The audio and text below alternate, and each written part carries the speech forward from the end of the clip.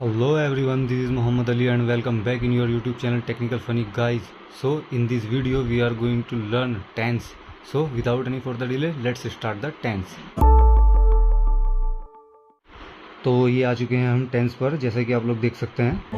जल्दी फोकस करो। टेंस क्या होते हैं ये मैंने पिछली वीडियो में बता दिया था। जैसे वर्तमान काल प्रेजेंट टेंस जो चल रहा है, और भूतकाल पास्ट टेंस जो बीत गया है, भविष्य काल फ्यूचर टेंस जो आने वाला है। अब हम बात करेंगे इनके टाइप्स की। अब ये प्रेजेंट टेंस है तो इसके 4 टाइप्स हैं, और ये पास्ट टेंस है इसके भी 4 टाइप्स है, ये फ्यूचर टेंस है इनके भी 4 टाइप्स है, जो कि मैं आपको बहुत जल्द कवर करवा दूंगा। तो मेरे प्यारे दोस्तों, आज ना हम सारे इंडेफिनिट वाले पढ़ेंगे, जैसे present indefinite tense, past indefinite tense, future indefinite tense. आज हम सारे इंडेफिनिट वाले पढ़ेंगे। पढ़ाने को तो मैं present indefinite, present continuous, perfect, perfect continuous, पहले प्रेजेंट के भी करा सकता हूँ यार। करने को तो हम प्रेजेंट के पहले ये चारों टाइप्स कर सकते हैं, फिर पास्ट के चारों टाइप्स कर सकते हैं, फिर फ्यूचर के चारों टाइप्स कर सकते हैं। लेकिन यार जो ये वाली अप्रोच है ना, पहले present indefinite, past indefinite, future indefinite, पहले सबके इंडेफिनिट पढ़ लेते हैं, ये अप्रोच थोड़ी सी बेटर लगती है, तो हम यही फॉलो करेंगे। प्रॉब्लम उसमें भी कुछ नहीं है, प्रॉब्लम इसमें भी कुछ नहीं है, क्योंकि यार करने तो हमने सारे ही हैं, जैसा कि मैंने आप लोगों को बताया ही है कि बहुत जल्दी ये हो जाएंगे। और ये टेंस हम 4 वीडियोस में कवर करेंगे। जैसे पहले सबके इंडेफिनिट वाले कर लिए, फिर सबके कंटिन्यूस वाले कर लिए, फिर सबके परफेक्ट वाले कर लिए, फिर सबके परफेक्ट कंटिन्यूस वाले कर लिए। इससे होगा ये, आप लोग कंफ्यूज नहीं होंगे, क्योंकि कराने को तो मैं ये सारे इस एक वीडियो में भी करा सकता हूँ, लेकिन यार मैं आपको उतना ही दूंगा जितना कि आप कर सकते हो। तो करने तो सभी हैं, तो ऐसे ही करते हैं जैसे मैं बता रहा हूँ। पहले इंडेफिनिट के करते हैं, फिर कंटिन्यूस के, फिर परफेक्ट के, फिर परफेक्ट कंटिन्यूस के। तो चलिए स्टार्ट करते हैं। जल्दी फोकस करो। तो गाइस, सबसे पहले ये हम आ चुके हैं प्रेजेंट इंडेफिनिट टेंस पर। प्रेजेंट टेंस वर्तमान काल का ये सबसे पहला टाइप है, प्रेजेंट इंडेफिनिट टेंस। तो हम इसको पढ़ते हैं। इनमें भी 3 पार्ट्स होते हैं। अफर्मेटिव सेंटेंस, साधारण वाक्य, निगेटिव सेंटेंस, नकारात्मक वाक्य। कुछ चेंज नहीं होता, इनमें केवल नोट दिया होता है। क्या डिफरेंट है? थोड़ा सा डिफरेंट है, आपको 2 मिनट में मैं बता दूंगा। इंटेरोगेटिव, प्रश्नवाचक वाक्य, इसमें कुछ प्रश्न टाइप पूछा जाता है, तो ये केवल इतना है। तो इसका जो मेन है वो ये है बनाने का क्रम, सीक्वेंस। सीक्वेंस इसका सबसे इम्पोर्टेंट होता है। तो सीक्वेंस में ये चीज़ें दी हुई है। सब्जेक्ट वर्ब की फर्स्ट फॉर्म है, V1 करके मैंने लिखा है, तो ये वर्ब की फर्स्ट फॉर्म है, तो ये वर्ब की फर्स्ट फॉर्म है, आप लोग समझ लेंगे। और SEIS ये मैं अभी बताऊंगा। और ये ऑब्जेक्ट, एक वचन, बहुवचन। तो यार सबसे पहले ये चीज़ें जो है ना, सब्जेक्ट वर्ब, आप लोगों को पता है या नहीं पता है, मेरे को पता नहीं, तो मैं सबसे पहले आपको ये चीज़ें बता देता हूँ, क्योंकि यार ये हर टेंस में जिसको आप बनाओगे, जिसको आप ट्रांसलेट करोगे, हर किसी में यूज़ होने वाले हैं, तो इनका जानना बहुत ज़रूरी है। सब्जेक्ट, वर्ब, ऑब्जेक्ट, एक वचन, बहुवचन। तो मैं इनको जल्दी से आपको सबसे पहले ये बता देता हूँ। राइट। सब्जेक्ट, इसको हिंदी में बोलते हैं कर्ता। कर्ता मीन्स काम का करने वाला। जो भी बंदा काम का करने वाला है, किसी का नाम है, मैं, तुम, वो सब्जेक्ट कहलाता है, काम का करने वाला। तो सब्जेक्ट क्या है? ऑब्जेक्ट वाक्य का वह भाग होता है जिसके विषय में कुछ कहा जाता है, इसके विषय में कुछ कहा जाता है। मैं बाजार जा रहा हूँ, तो मैं के बारे में कुछ कहा जा रहा है, इस तरह की चीज़ें। इसके बाद वर्ब, क्रिया, जिस शब्द से किसी कार्य, वर्क, किसी कार्य के करने या होने का पता चलता है, क्रिया वर्ब कहलाता है। जो शब्द जिसे पता चल रहा है कि कोई काम का होना या करना पाया जा रहा है, जैसे मैं बाजार जा रहा हूँ, तो इसमें जाना वर्ब है, क्रिया, तो ये वर्ब होता है, ठीक है, क्रिया। इसके बाद ऑब्जेक्ट, इसको हिंदी में बोलते हैं कर्म। ये वस्तु या कुछ और चीज़, ये कुछ भी हो सकता है। ये आपको टेंस में जब मैं प्रैक्टिस करवाऊंगा आपको पता चल जाएगा। तो इसकी डेफिनेशन क्या है? वाक्य, सेंटेंस, वाक्य यानी कि सेंटेंस। सेंटेंस में कर्ता यानी कि सब्जेक्ट, कर्ता सब्जेक्ट द्वारा किए गए कार्य का प्रभाव जिस शब्द पर पड़ता है उसे ऑब्जेक्ट यानी कि कर्म कहते हैं, ठीक है। तो यार अब आप लोगों को ये पता ही है कि ये सब डेफिनेशंस हैं, तो यार अब इन्हें याद करने मत बैठ जाना, क्योंकि फिर कहोगे कि यार बात तो हुई थी कि ग्रामर में नहीं उलझाना है, कोई रटवाना नहीं है, कभी इनको रटने बैठ जाओ। ये रटने के लिए मैंने नहीं बताया है, ये सिर्फ आपको ये चीज़ें क्या है समझने के लिए बताया है, जो आपको समझ आ जाए कि ये चीज़ें क्या है, क्योंकि आपको पता ही है अंडरस्टैंडिंग इज मोस्ट इम्पॉर्टेंट। तो अब इसके बाद ये क्या होता है? सब्जेक्ट, सब्जेक्ट यानी कि कर्ता। अब ये कर्ता जो है सब्जेक्ट, कुछ तो एक वचन में आते हैं, ये कुछ कर्ता, कुछ सब्जेक्ट तो एक वचन की कैटेगरी में आते हैं, यानी कि सिंगुलर की, सिंगुलर नंबर की, और कुछ कर्ता वो बहुवचन की कैटेगरी में आते हैं, यानी कि प्लूरल नंबर की। तो सब्जेक्ट आपको यहाँ पे पता भी चल जाएगा कि he, she, it, I, we, you, they ये सब्जेक्ट होते हैं, और कौन से एक वचन है कौन से बहुवचन है वो मैं आपको बता देता हूँ, क्योंकि इसकी भी ज़रूरत आगे टेंस में पड़ने वाली है। तो जैसे कि ये है ही, शी, इट, नेम। नेम कुछ भी हो सकता है, जैसे मिस्टर सेंसो या मिस्टर सेंसो और एनीथिंग, कुछ भी हो सकता है। तो ये सब एक वचन की कैटेगरी में आते हैं, ये सब एक वचन है। ही वह के लिए यूज़ करते हैं, लेकिन पुल्लिंग, मेल आदमी जो होंगे उनके लिए मेल इस्तेमाल होगा। और शी ये भी वह के लिए इस्तेमाल होता है, लेकिन ये स्त्रीलिंग के लिए इस्तेमाल होता है, यानी कि फीमेल पर्सन्स के लिए, गर्ल्स के लिए। इट ज़्यादातर यह के लिए इस्तेमाल होता है, कहीं कहीं वह के लिए भी इस्तेमाल करते हैं। नेम कुछ भी हो सकता है। तो ये सब एक वचन हो गए, ठीक है। आप इसका स्क्रीनशॉट ले सकते हैं, कोई प्रॉब्लम नहीं है। इसके बाद प्लूरल नंबर यानी कि बहुवचन क्या होते हैं? आई, वी, यू, दे, ये आपको जहाँ दिख गए ना तो समझ लो बहुवचन है, प्लूरल।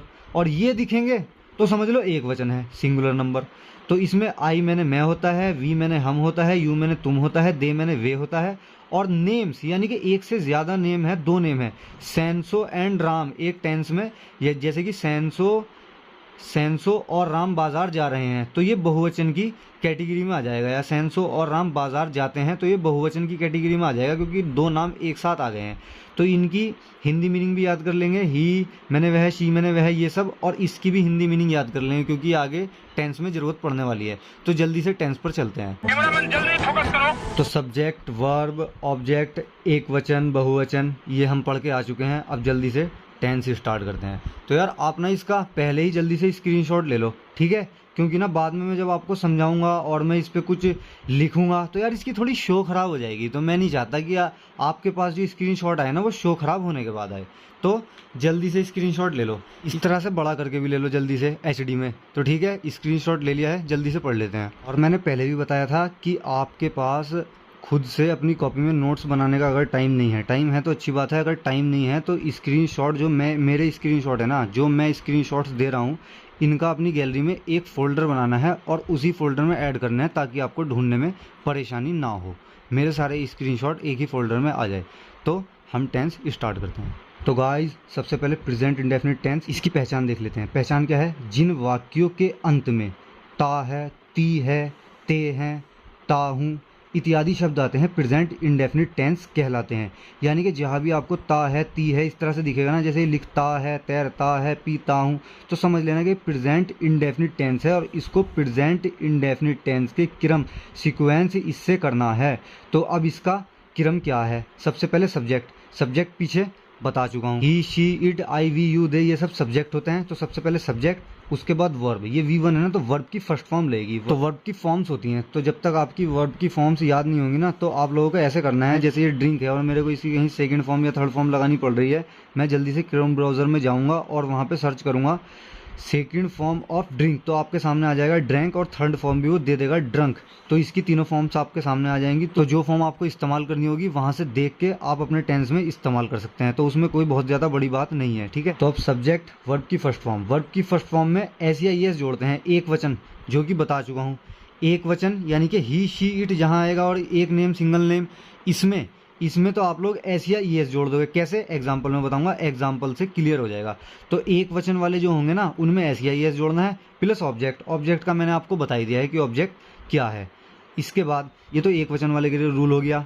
अब बहुवचन वालों के लिए क्या रूल है? जो बहुवचन होंगे, सब्जेक्ट प्लस वर्ब की फर्स्ट फॉर्म प्लस ऑब्जेक्ट। बहुवचन वालों में एस या ईएस नहीं जोड़ते हैं, जैसे कि एग्जाम्पल में मैं अभी करके बताऊंगा। बहुवचन वालों में हम एस या ईएस नहीं जोड़ते हैं, ठीक है। तो जल्दी से एग्जाम्पल पर आ जाते हैं। तो एग्जाम्पल दिया हुआ है, वह एक पत्र लिखता है। इसको कैसे बनाएंगे? इस क्रम से बनाएंगे। वह की इंग्लिश क्या होती है? वह की होती है ही, पुल्लिंग के लिए। लिखता है, क्योंकि लिखती नहीं है, लिखता है, मेल है, तो वह के लिए हो जाएगा ही। इसके बाद ही आ गया, वह एक पत्र लिखता है। अब इसी रूल को फॉलो करना है भाई। वर्ब की फर्स्ट फॉर्म क्या है? लिखता को हम इंग्लिश में बोलते हैं राइट, तो ये लिख दिया हमने राइट। लेकिन एक वचन, क्योंकि ही एक वचन की कैटेगरी में आता है, ये आप लोग साफ साफ देख सकते हैं, एक वचन की कैटेगरी में आता है ही। तो इसमें एस या एस जोड़ना है, तो राइट में हम एस जोड़ देंगे, हो जाएगा राइट्स। एक के लिए आ जाएगा ए, राइट्स आ। और पत्र के लिए लेटर, ये यहाँ पे ऑब्जेक्ट है। आपको समझ नहीं आ रहा हो ना ऑब्जेक्ट क्या है, तो ये ऑब्जेक्ट है। ये कोई, मैंने बताया था, कोई वस्तु या कोई भी चीज़ हो सकती है जो, ये इसकी डेफिनेशन है, कर्ता सब्जेक्ट द्वारा किए गए कार्य का प्रभाव जिस सब पर पड़ता है उसे ऑब्जेक्ट कर्म कहते हैं। तो कर्ता ये जो है, इसका प्रभाव इस पर पड़ रहा है, लेटर पर इसका प्रभाव पड़ रहा है। ही राइट्स अ लेटर, वह एक पत्र लिखता है, इसका ही का ये एक पत्र लिखता है, इस पर इसका प्रभाव पड़ रहा है, तो ये ऑब्जेक्ट हो गया। तो इसकी जो इंग्लिश ट्रांसलेशन हो जाएगी, ये हो जाएगी ही राइट्स अ लेटर। अब दूसरा एग्जाम्पल, राम नदी में तैरता है। सबसे पहले सब्जेक्ट राम, वर्ब की फर्स्ट फॉर्म स्विम, और एक वचन है तो एस जोड़ दिया, स्विम्स, में, इन, द। इसके बाद ऑब्जेक्ट नदी, नदी ऑब्जेक्ट है तो नदी का आ गया river. Ram swims in the river, ये हो गया। अब मैं गर्म दूध पीता हूँ। भाई मैं क्या है, मैं बहुवचन की कैटेगरी में आता है, तो ये वाला क्रम मैं फॉलो करूँगा। इसमें एस या ईएस का जिक्र कहीं भी नहीं है, वो मैं नहीं लगाऊंगा। तो देखते हैं, मैं सब्जेक्ट आई, ये हो गया आई। अब वर्ब की फर्स्ट फॉर्म, वर्ब की फर्स्ट फॉर्म में कुछ नहीं जोड़ना है। पीता, पीता को बोलते हैं ड्रिंक, तो बहुवचन है तो एस या ईएस कुछ नहीं लगेगा, ड्रिंक। गर्म, गर्म यानी कि हॉट, हॉट, और क्या पीता हूँ, दूध। मिल्क, तो आई ड्रिंक हॉट मिल्क, मैं गर्म दूध पीता हूँ। इसके बाद निगेटिव, निगेटिव में कुछ नहीं है यार, इसको नकारात्मक टेंस बोलते हैं, और इसमें नॉट दिया होता है, नहीं का जिक्र होता है। तो इसमें करना ये है एस, एस यानी कि सब्जेक्ट ही है, तो सब्जेक्ट और एक वचन के साथ तो डज नॉट जोड़ते हैं, और बहुवचन डू नॉट जोड़ते हैं। एक वचन बहुवचन की पहचान बता चुका हूँ, और वर्ब की फर्स्ट फॉर्म प्लस ऑब्जेक्ट, इतना करना है। तो जल्दी से एग्जाम्पल देख लेते हैं।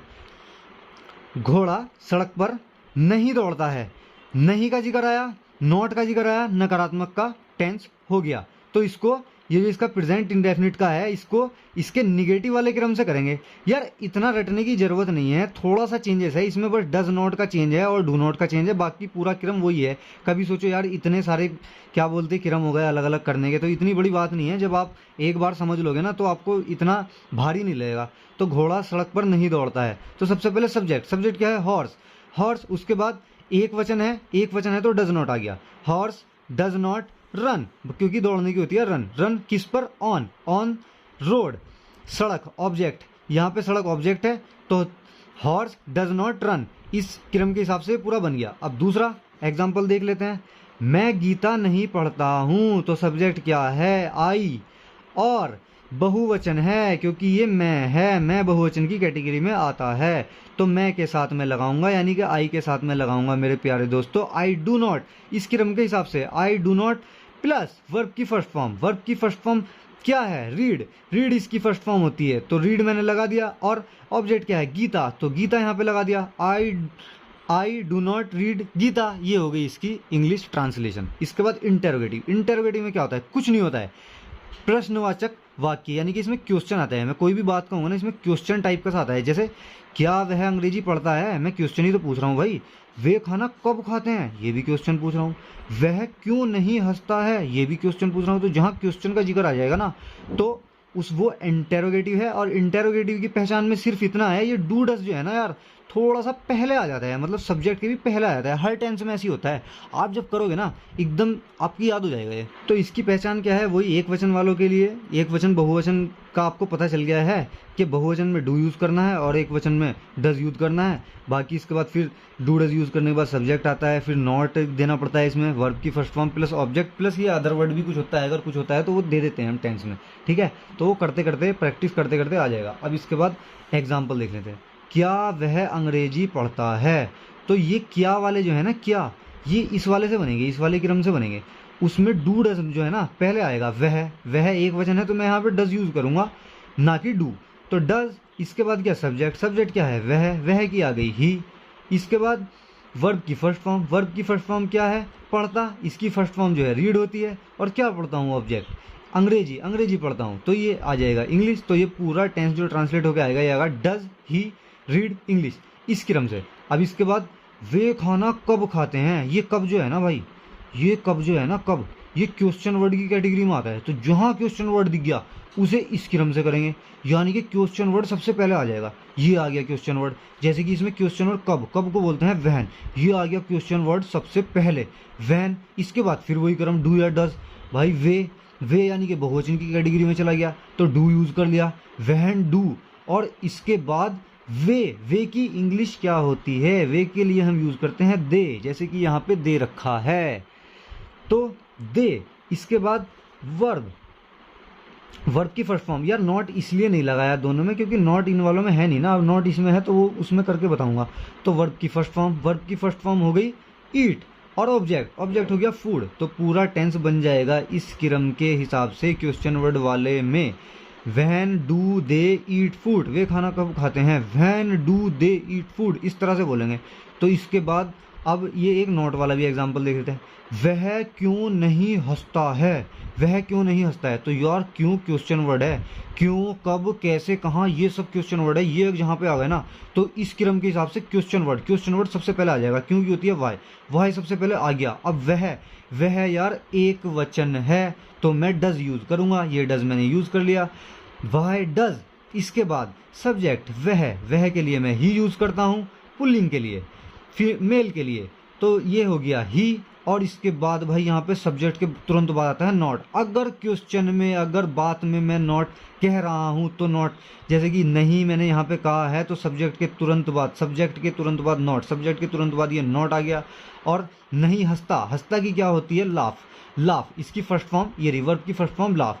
तो why does he not laugh, वह क्यों नहीं हंसता है। ऑब्जेक्ट इसमें कुछ है नहीं तो इसलिए ऑब्जेक्ट लगाया नहीं, कुछ होता तो वो लगा देते। तो ये इतना सा प्रेजेंट इंडेफिनिट टेंस था। अब जल्दी से पास्ट इंडेफिनिट टेंस और देख लेते हैं। तो ये आ चुके हैं हम पास्ट इंडेफिनिट टेंस पे। जल्दी से इसका स्क्रीनशॉट ले लो, ठीक है। तो एचडी में जल्दी से इसका स्क्रीनशॉट ले लो, दूसरी तरह से या इस तरह से, जिस एंगल में भी आपको अच्छा लगे, जल्दी से इसका स्क्रीनशॉट ले लो।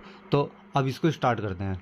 तो पास्ट इंडेफिनिट टेंस को स्टार्ट करते हैं। तो सबसे पहले पास्ट इंडेफिनिट टेंस की पहचान क्या होती है कि मेरे को पता चलेगा पास्ट इंडेफिनिट का है। तो इसकी पहचान ये होती है, इन वाक्यों के अंत में ता था, ती थी, ते थे, आ ई ए, जैसे कि ये जाता था या इसके बाद गए गए ये आ गया, इस तरह की चीज़ जिनमें आएगी ना, यानी कि काम बीते हुए समय में हो चुका है। तो इस तरह से इसकी पहचान हो जाएगी कि ये पास्ट इंडेफिनिट का टेंस होता है। ये मैंने इसकी पहचान बताई। तथा कार्य भूतकाल में ही प्रारंभ होकर समाप्त हो जाता है। भूतकाल में ही प्रारंभ होता है, भूतकाल में ही समाप्त हो जाता है, बीते हुए समय में। मैं स्कूल जाता था, भूतकाल में स्टार्ट हुआ जाता था और भूतकाल में समाप्त हो गया जाता था। तो ता था, ये चीज ध्यान रखनी है, ये बहुत इंपॉर्टेंट है। ता था, ती थी, ते थे, जिस तरह इस तरह के वर्ड जिस टेंस में भी आएंगे ना वो पास्ट इंडेफिनिट का है, समझ लेना। तो इसका क्रम क्या है, क्रम इसका ये है सब्जेक्ट, सब्जेक्ट अब आप लोग जान ही चुके हैं सब्जेक्ट क्या चीज है। तो क्रम में सबसे पहले subject plus second form of verb in all. भाई कुछ भी नहीं देखना, जितने भी सारे हैं ना सेकेंड फॉर्म लगा देनी है बस वर्ब की। कुछ भी है, एक वचन बहुवचन कुछ देखना ही नहीं है, सब में सेकेंड फॉर्म वर्ब की लगा देनी है। ये लिखा हुआ है ना, second form of verb in all plus object. बस ये इसकी इतनी सी पहचान थी। एक एग्जांपल देख लेते हैं, क्लियर हो जाएगा। मैंने मीठा आम खाया, मैंने यानी कि सब्जेक्ट, तो ये आ गया आई, सेकेंड फॉर्म ऑफ वर्ब। तो खाना, खाने की होती है ईट, लेकिन सेकेंड फॉर्म यूज करूंगा तो ये हो जाएगा एट, आई एट। मीठा आम तो स्वीट और ऑब्जेक्ट मैंगो, आई एट स्वीट मैंगो। इस क्रम से बना के देख लो। इसके बाद पिताजी दफ्तर गए, पता नहीं कब गए पिताजी दफ्तर, काम फाइनल हो चुका है, पास्ट इंडेफिनिट का है। पिताजी दफ्तर गए, सबसे पहले सब्जेक्ट, सब्जेक्ट हो गया फादर, दा हम लगा भी सकते हैं और नहीं भी लगा सकते हैं। सब्जेक्ट हो गया फादर। इसके बाद सेकेंड फॉर्म ऑफ वर्ब, जाने की होती है गए, इसकी होती है गो, लेकिन सेकेंड फॉर्म होती है went. Father, the father went to, कहाँ गए, ऑफिस, ऑब्जेक्ट, ये आ गया वर्ब की first form in all plus object, to office, father went to office. बस ये इतना सा हो गया, ये पास्ट इंडेफिनिट का था। तो यार मैं यहाँ पे दो एग्जाम्पल ही बता रहा हूँ, ये आपके शॉर्ट नोट क्योंकि मैं बनवा रहा हूँ। आप लोग ना इस तरह के टेंस की खुद से प्रैक्टिस करनी है, बहुत सारे टेंस की प्रैक्टिस करनी है आपको, जितने ज़्यादा से ज़्यादा कर सकते हो तभी आपको कॉन्सेप्ट क्लियर होता जाएगा। अब इसके बाद निगेटिव पे आ जाए। निगेटिव बताया था नकारात्मक, इसमें केवल नॉट का जिक्र होता है, यानी कि काम के ना होने का बोध होता है, तो इसमें नॉट यूज करते हैं। तो इसमें देखना कुछ नहीं है, इसकी पहचान में सिर्फ इतना चेंज है, डिड नॉट। भाई डिड नॉट आएगा इसमें और वर्ब की भी फर्स्ट फॉर्म आएगी, क्योंकि डिड आ गया तो बस फिर सेकंड फॉर्म यूज हम नहीं करते, डिड आ गया तो बस फिर फर्स्ट फॉर्म ही यूज करते हैं सब में। तो इसका एक एग्जांपल देख लेते हैं, क्लियर हो जाएगा। मैंने अखबार नहीं पढ़ा, तो सब्जेक्ट यानी कि आई, मैंने, आई इसके बाद डिड नॉट, भाई नहीं, काम के ना होने का बोध है तो डिड नॉट आ जाएगा, आई डिड नॉट, और वर्ब की फर्स्ट फॉर्म ही लेगी जो कि आगे रीड, पढ़ने की, आई डिड नॉट रीड, और क्या पढ़ रहा हूँ अखबार, ऑब्जेक्ट आ जाएगा newspaper, I did not read newspaper. ये आपका बन के कंप्लीट हो चुका है। अब ये दे रखा है, देखो, बिल्ली ने दूध नहीं पिया, ये है बिल्ली ने दूध नहीं पिया।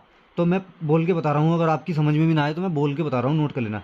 बिल्ली ने दूध नहीं पिया। थोड़ा यार राइटिंग का प्रॉब्लम है, राइटिंग मेरी थोड़ी अच्छी नहीं है, तो आप लोग यार एडजस्ट कर लेंगे, वो बहुत ज़्यादा बड़ी बात नहीं है, ठीक है। बिल्ली ने दूध नहीं पिया, नहीं आ गया भाई, ये आ गया नहीं, तो द कैट डिड नॉट आएगा, डिड नॉट। इसके बाद वर्ब की first form, drink the milk, the cat did not drink the milk. भाई ये सबसे आसान होता है, मेरा मानना तो ये है, पास्ट इंडेफिनिट टेंस के सबसे आसान होते हैं ये, इनमें कुछ नहीं होता है, बट डिड नॉट लगाया, जैसे कि यहाँ पे सेकंड फॉर्म लगाई थी, यहाँ डिड नॉट लगा दिया और ऑब्जेक्ट, काम खत्म। इसके बाद अगला एग्जांपल देखते हैं, वे कल आगरा नहीं गए। तो वे की इंग्लिश होती है दे, तो दे और नहीं तो भैया डिड नॉट तो आना ही है, आंख मीच के डिड नॉट आना है नकारात्मक में पास्ट इंडेफिनिट टेंस के।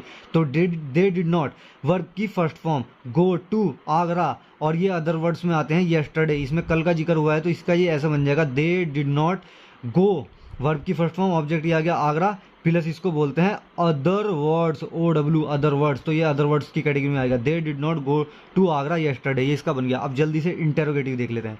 इंटेरोगेटिव में यार बस वही क्या है, प्रश्न पूछना होता है, तो इसमें चेंज इतना है, ये डिड जो है ना, डिड बस पहले आ जाएगा, डिड पहले आ जाएगा और नॉट सब्जेक्ट के बाद आता है। लेकिन जो स्टूडेंट्स स्कूल में पढ़ रहे हैं, मतलब 9वीं 10वीं 11वीं 12वीं क्लास के स्टूडेंट्स हैं और एग्जाम में उनको ट्रांसलेशन करनी है, तो वो लोग इस क्रम से बनाएंगे। लेकिन जो लोग बोलने की प्रैक्टिस कर रहे हैं ना, तो वो डिड के साथ डिड नॉट स्टार्टिंग में भी यूज़ कर सकते हैं, इसको डिडेंट पढ़ सकते हैं स्टार्टिंग में।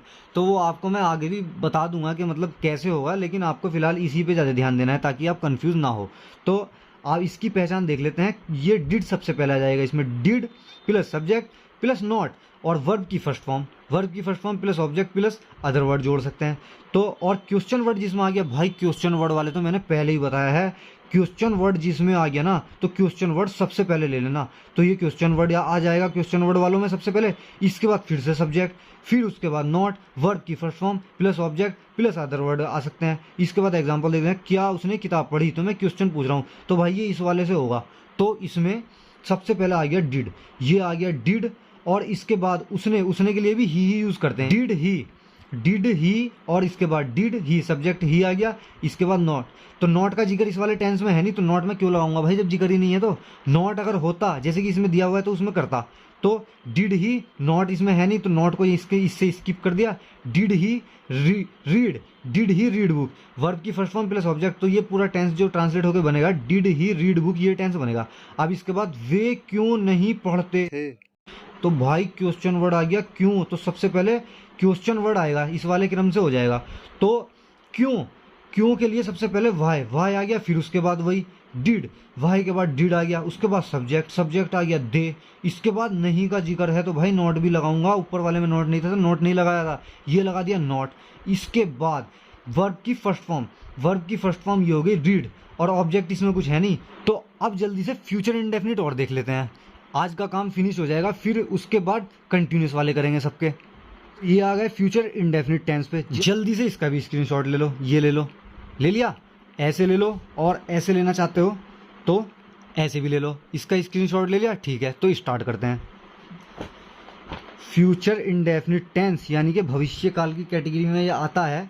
तो इसकी पहचान, सबसे पहले पहचान याद करना बहुत ज़रूरी है। तो पहचान क्या है, जिन वाक्यों में कार्य के भविष्य में होने का बहुत होता है, भविष्य आने वाले टाइम में होने का बहुत होता है, तथा वाक्य के अंत में बस ये ध्यान रखना है, गा गी के जहाँ आ गए ना, तो समझ लो यार फ्यूचर में पहुंच गया, गा गी के फ्यूचर इंडेफिनिट टेंस में आ गया, आदि शब्द आते हैं फ्यूचर इंडेफिनिट टेंस कहलाते हैं। अब जल्दी से इसका क्रम देख लेते हैं। आई वी के साथ यूज करते हैं शैल प्लस वर्ब की first form plus object, he she it you they के साथ, और अदर वर्ड जो भी है ना, ही आई वी के साथ शैल, बाकी जितने भी सारे हैं ना उनके साथ विल यूज करेंगे, प्लस वर्ब की फर्स्ट फॉर्म प्लस ऑब्जेक्ट। और यार एक बात और बतानी थी, जो लोग 9th 10th 11th 12th के एग्जाम दे रहे हैं, उनको एग्जाम में ये ट्रांसलेशन करने के लिए आती है तो वो लोग इस रूल से बनाएंगे, आईवी के साथ शेल लगा के बनाएंगे। लेकिन जो लोग स्पोकन की तैयारी कर रहे हैं ना, जो लोग बोलना सीख रहे हैं मेरे चैनल पे, उनके लिए बहुत ही आसान है भाई। आईवी भी है ना तो उनके साथ विल यूज करना, ही शीट कुछ भी है सबके साथ विल यूज करना बोलने वालों। लेकिन जो लोग भाई जिनको एग्जाम में लिखना है वो ग्रामर के रूल से ही करके आना भाई। आईवी के साथ शेल लगता है। लेकिन जब मैं जैसे में ये है, मैं कहानी पढ़ूंगा तो आई के साथ मैंने शेल यूज करा, आई शेल रीड बुक, तो यार मैं इसमें शेल ना यूज करके विल यूज कर सकता हूँ। सब में विल यूज कर सकता हूँ। कैसे? मैं इसको बना सकता हूँ I will read story, I will read story, I will read story. बोलने के पर्पज से कोई गलत नहीं बता सकता, ठीक है। तो इस एग्जाम्पल को इस क्रम से बनाते हैं। मैं कहानी पढ़ूंगा, आई वी के साथ भाई शेल बताया है रूल के हिसाब से, और बोलने वाले विल भी यूज कर सकते हैं। तो आई के साथ में सबसे पहले शेल लगा दिया, आई शेल, वर्ब की फर्स्ट फॉर्म V1 यानी कि वर्ब की फर्स्ट फॉर्म, वर्ब की फर्स्ट फॉर्म हो गई रीड। और ऑब्जेक्ट क्या होता है? स्टोरी पढ़ रहा हूं मैं, कहानी स्टोरी पढ़ूंगा, मैं कहानी पढ़ूंगा, तो ये हो जाएगा आई शेल रीड स्टोरी, ठीक है। बच्चे पतंग खरीदेंगे, ये आ गया तो भाई फ्यूचर इंडेफिनिट का हो गया, तो दी चिल्ड्रन। और भाई आईवी नहीं है तो बाकी सब में मैंने बताया ही है, मैं विल यूज करूंगा तो मैंने विल यूज कर लिया, ये वाला विल यूज कर लिया। दी चिल्ड्रन विल बाई, खरीदना क्रिया है, यहाँ पे वर्ब खरीद रहे हैं तो ये क्रिया हो गई। तो बाई मीन्स खरीदना, तो वर्ब की फर्स्ट फॉर्म बाई ही होती है। बाई द, क्या खरीद रहे हैं? काइट, पतंग खरीद रहे हैं, तो the children will by the kite. इसकी इंग्लिश ट्रांसलेशन ये हो जाएगी। अब तीसरा एग्जांपल और देख सकते हैं, मैं खिलौने से खेलूंगा, तो ये वही आईवी के साथ सब्जेक्ट यानी कि आईवी, ये सब्जेक्ट ही है। आईवी के साथ शेल, तो आई शेल, वर्ब की फर्स्ट फॉर्म प्ले आ गई। किससे खेलूंगा? विद खिलौने से खेलूंगा, टॉय ये object, I shall play with toy. तो यार ये इसकी इंग्लिश ट्रांसलेशन हो गई। इसके बाद निगेटिव, वही नकारात्मक, कार्य के ना होने का बोध, तो कार्य के ना होने का बोध आ जाएगा। इनमें सब में कार्य के ना होने का बोध होगा। तो इसमें करना केवल इतना है, आईवी ये सब्जेक्ट ही है, आप लोग यार पहचान चुके होंगे, ये सब्जेक्ट ही है। आईवी के साथ, आईवी सब्जेक्ट के साथ शेल यूज करते हैं ग्रामर के रूल के हिसाब से, और साथ में बस नॉट आ जाएगा, इतना डिफरेंट है, बाकी ज्यादा रटने की जरूरत नहीं है। आईवी के साथ प्लस शेल के साथ नॉट, वर्ब की फर्स्ट फॉर्म प्लस ऑब्जेक्ट, इसके बाद ही शी इट कुछ भी है अदर वर्ड, उसके साथ विल, और विल के साथ बस नॉट यार, क्योंकि नकारात्मक के वाक्य में बनाने जा रहा हूं। विल नॉट प्लस वर्ब की फर्स्ट फॉर्म प्लस ऑब्जेक्ट। जल्दी से एग्जांपल देख लेते हैं। मैं अखबार नहीं पढ़ूंगा, कार्य के ना होने का बोध आ गया। आई के साथ मैं शेल यूज करता हूं, तो आई शेल, और नकारात्मक है तो नॉट यूज करूंगा, आई शेल नॉट, वर्ब की फर्स्ट फॉर्म रीड आ गई, आई शेल नॉट रीड, क्या नहीं पढ़ूंगा, अखबार नहीं पढ़ूंगा, तो ऑब्जेक्ट आ गया news paper, I shall not read newspaper. सांप दूध नहीं पिएगा, फ्यूचर इंडेफिनिट का है और निगेटिव की कैटेगरी में आता है क्योंकि नहीं आ गया, तो इसके बाद सांप की होती है, ये सब्जेक्ट आ गया। स्नैक, कुछ भी हो आई वी के अलावा विल यूज करेंगे, तो द स्नैक विल नॉट आ गया, ये इससे विल नॉट से विल नॉट आ गया, the snake will not, verb की फर्स्ट फॉर्म ड्रिंक आ गई। द मिल्क, क्या नहीं पिएगा, दूध नहीं पिएगा, ऑब्जेक्ट है ये, तो इसका ट्रांसलेशन बन जाएगा the snake will not drink the milk. और जैसे ये वाला टेंस है ना मेरे प्यारे दोस्तों, तो इसको जैसे कि मैंने बताया है बोलने के हिसाब से मैं इसको ऐसे भी बना सकता हूँ, I will not read newspaper, और इसमें हम इसको विल नॉट ना कह के ना, बोलने में जब हम अच्छी इंग्लिश बोलने लगते हैं तो इसको हम वांट करने लगते हैं, फिर विल नॉट को ना, ये विल नॉट होता है, ये विल नॉट को ना हम वांट पढ़ने लगते हैं, वांट, बस want. I want read newspaper, मैं अखबार नहीं पढ़ूंगा, लेकिन यार वो बाद की बात है, वो सारी टिप्स कैसे फ्लुएंसी लानी है वो बाद में बता दूंगा। थोड़ा सा एक स्टेप था दिमाग में आया था तो बता दिया कि विल नॉट को वांट भी यूज़ करते हैं बोलने के हिसाब से, लेकिन फिलहाल आप लोग विल नॉट यूज़ करेंगे जो रूल है, तो इसको ऐसे ही बना सकते हैं। बोलने वाले जो है I will not read newspaper, और जो एग्जाम में जिनको लिखना है वो ग्रामर के रूल के हिसाब से चलेंगे, आई शैल नॉट रीड न्यूज़पेपर। अब इसके बाद इंटेरोगेटिव वही प्रश्नवाचक, यार सवाल के जैसे पूछते हैं, तो सवाल जैसे पूछते हैं तो ये इंटेरोगेटिव की कैटेगरी में आ जाता है, तो इसका क्रम देख लेते हैं। तो वही यार ये जो विल शैल है ना, इनको हेल्पिंग वर्ब बोलते हैं, तो इसमें ये पहले आ जाती है। मैंने पहले ही बताया, देखा होगा कि यार जैसे कि डू डज हेल्पिंग वर्ब थी, वही पहले आ गई थी, तो यहाँ पे विल शैल पहले आ गया। उसके बाद सब्जेक्ट नॉट दिया हुआ है तो नॉट आ जाएगा। मेन वर्ब यानी कि वर्ब की फर्स्ट फॉर्म प्लस ऑब्जेक्ट। और क्वेश्चन वर्ड का भाई 1000 बार बता चुका हूँ, सबसे पहले क्वेश्चन वर्ड अगर किसी क्वेश्चन में किसी टेंस में आता है तो क्वेश्चन वर्ड सबसे पहले यूज करेंगे। उसके बाद वही रूल विल शैल, उसके बाद सब्जेक्ट नॉट दिया हुआ है तो नॉट, नहीं दिया हुआ है तो नॉट नहीं आएगा। उसके बाद मेन वर्ब प्लस ऑब्जेक्ट। तो जल्दी से एग्जांपल देख लेते हैं क्योंकि एग्जांपल से क्लियर होगा। क्या वे मैदान में दौड़ेंगे, क्वेश्चन पूछ रहा हूँ, गागी आया है, फ्यूचर इंडेफिनिट टेंस का हो चुका है। तो इसके बाद रूल क्या है भाई, विल शैल मैं यूज कर सकता हूँ। तो वे दे रखा है, वे के लिए विल यूज करता हूँ, आपको पता ही है। आई वी के अलावा कुछ भी हो, सबके लिए विल यूज करता हूँ। तो विल आ गया। विल और वे की इंग्लिश क्या होती है, दे। तो विल दे और वर्ब की फर्स्ट फॉर्म। यार नॉट नहीं दिया तो मैं नॉट नहीं लाया हूँ। मेन वर्ब यानी कि वर्ब की फर्स्ट फॉर्म। नॉट नहीं दिया तो नॉट में नहीं लाया, तो मेन वर्ब पे सीधा आ गया मैं, वर्ब की फर्स्ट फॉर्म पे मैं आ गया। ये हो गई रन। विल दे रन, किस में नहीं दौड़ेंगे, में यानी कि इन, मे को क्योंकि इन बोलते हैं। ये सब आपको यार धीरे धीरे याद करना होगा, सब हो जाएगा, कोई प्रॉब्लम वाली बात नहीं है। इन द ऑब्जेक्ट क्या है, फील्ड, मैदान में। तो इसकी जो ट्रांसलेशन बन जाएगी will they run in the field, will they run in the field, ये इसका ट्रांसलेशन हो जाएगा। अब बच्चे क्यों नहीं खेलेंगे, बच्चे क्यों नहीं खेलेंगे भाई, क्यों आ गया, क्वेश्चन वर्ड है ये तो सबसे पहले ये लेके आऊंगा। तो क्वेश्चन वर्ड सबसे पहले भाई आ गई क्योंकि, और इसके बाद विल शैल यूज करेंगे। बच्चे के लिए विल यूज करूंगा। और भाई इसके बाद सब्जेक्ट, विल शैल के बाद सब्जेक्ट यूज करूंगा जो कि चिल्ड्रन आ चुका है, बच्चे के लिए। और इसके बाद नॉट दिया हुआ है तो नॉट भी मैंने यूज कर लिया है इसमें।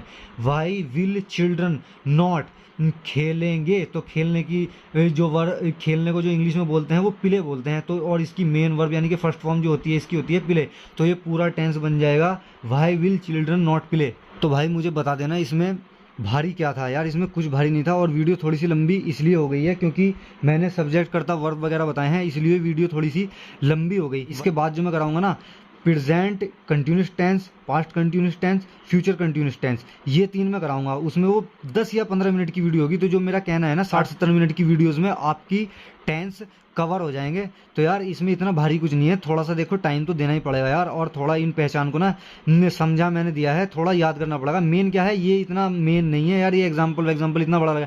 मेन ये क्रम है, जो ये क्रम बनाने का ये क्रम है, ये हर टेंस में आपको ये क्रम याद करना है। खास करके पहले वाला ज़्यादा याद करना है। इसमें तो बस थोड़ा सा चेंज है कि नॉट वाले में नॉट आ गया, और भाई इंटेरोगेटिव वाले में विल शैल पहले आ गया, क्वेश्चन वर्ड आ गया। तो इसमें जो है हेल्पिंग वर्ब पहले आ जाती है। ये चीज़ आपको ध्यान रखनी है। बाकी ये क्रम याद करना है। और निगेटिव में और इंटेरोगेटिव में क्या चेंजेस करना है वो बस आप थोड़ा सा दिमाग में रखना है। तो यार ज़्यादा रटना नहीं है, चीज़ों को समझना है। समझा मैंने दिया है, और मुझे बता देना यार कि आप लोगों की समझ भी आया है नहीं। यार इतने अच्छे से समझा रहा हूँ, देखो यार समझ में तो आना चाहिए। इसके बाद भी अगर नहीं आता है तो आप लोग मुझे बता देंगे, तो मैं फिर अपने पढ़ाने में और इम्प्रूवमेंट लाऊंगा। तो आज की वीडियो को यहीं फिनिश करते हैं, तो मिलते हैं नेक्स्ट वीडियो में। Till then keep learning and keep फनिंग।